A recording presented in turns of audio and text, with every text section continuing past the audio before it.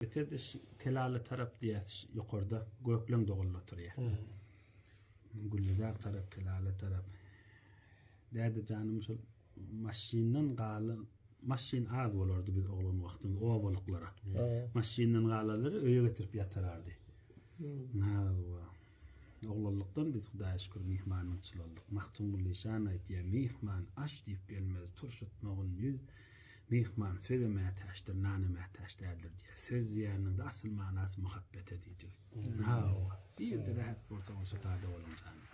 Allah maksatynda eslih lahum dünýähum eslih lahum ahiretehum.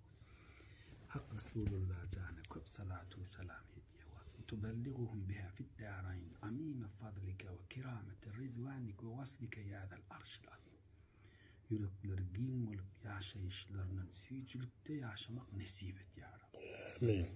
Amin. Sağ ol. Benim